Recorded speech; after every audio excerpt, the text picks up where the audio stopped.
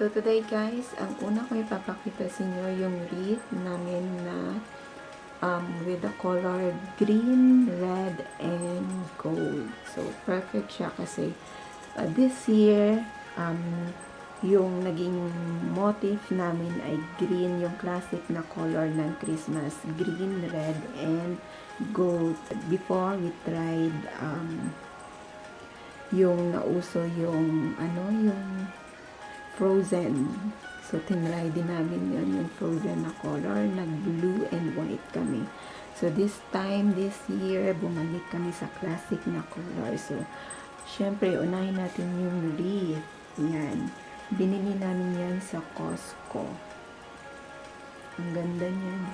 Tapos, malaki din siya. So, parang perfect siya dyan sa lugar na yan and sa place na yan. And then, sa baba niya, merong nakalagay na Merry Christmas. And kami lang ang naglagay niyan. Hindi siya kasama na binili na wreath. Ang perfect na rin na dyan siya nilagay yung pangalan na Merry Christmas. And then, itong garland,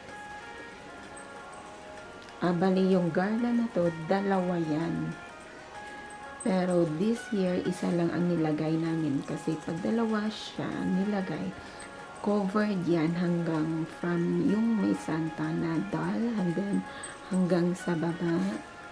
So this year, isa lang ang nilagay namin kasi parang simple lang, hindi siya magulo. So isa lang ang nilagay namin, which is came out okay naman, maganda sa so parang maaliwalas lang. Tingnan. So, yan yung wreath and then Merry Christmas and then garland sa baba. Yan. And then, of course, hindi mawawala yung socks. Kasi guys, naniniwala pa rin yung mga bata na pag naglagay daw ng Christmas list dyan sa Santa socks ay nagkakaroon sila ng gift from Santa. So, punta naman tayo dito sa parang coffee table or center table namin, which is nilagyan lang ng candle holders na may color na green and red. Tapos may mga pine cones. Yan. Tapos yung mga kandila na nakalagay dyan sa loob ay mga battery. So, safe lang siya. So, yan yun yung center table namin. And then, the sofa with the pillows na green, red, perfect sa color of the year motif namin. So, yan yun. And then, sana ba? Malit lang naman tong bahay guys. So, we move on dito sa aming dining table. So, ganito yung itsura ng dining namin kapag, like halimbawa, lahat ay nasa work. So, ganyan yung magiging itsura. Tapos, pag kumakain kami, syempre, inaalis namin yan. We put it on the side. So, pag wala, ganyan po ang itsura namin ng dining table, which is candle and then crystals with pine cones at may mga pine tree leaves, and then with candle holder kasi mahilig talaga kami sa kandila, lalo yung pag-scented. And then we move on sa aming Christmas tree.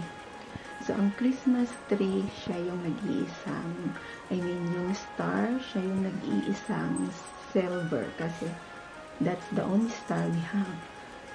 Yung silver ang color.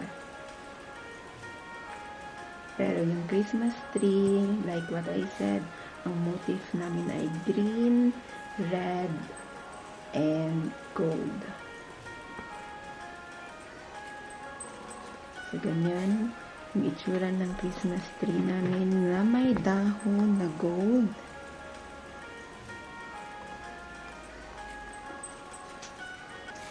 Pababa.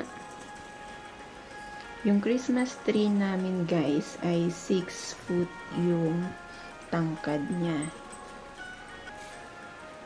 So, ganyan yung Christmas tree. Ipapakita ko sa inyo later pag may light na siya sa gabi. So, yan. Tsaka may mga gifts na rin para yan sa mga family, friends, and mga ka-workmate. And then, dito sa tabi ng Christmas tree, merong malaking salamin na, hello guys, nilalagyan din namin yan ng decoration pag Christmas. So, this time meron siyang 2 ribbon na green and red. Tapos may bells. Ang ganda tingnan. And then, of course, every Christmas, hindi po nawawala yung nativity. So, dyan, merong Baby Jesus, Mama Mary. So, kompleto yan. Oops, yan. Kompleto yan. Yan. So, yan. Yan yung nativity namin every Christmas. So, yan lang yun guys, yung simple and classic decoration sa bahay.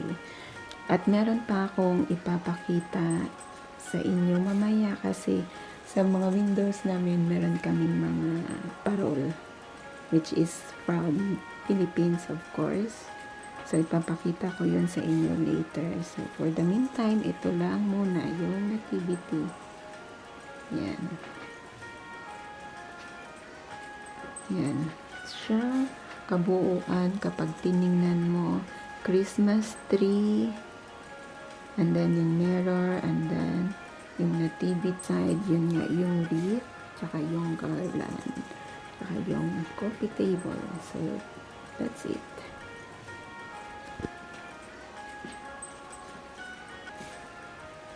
Thank you all guys for watching this video. I hope na meron kayong nakuhang ideas or kung ano yung magiging motif, kung ano yung magandang color. But then, nasa inyo pa rin ang desisyon kung ano yung gusto nyo. But ito lang yung pinakita ko. Yung motif namin of the year ay yung classic na color.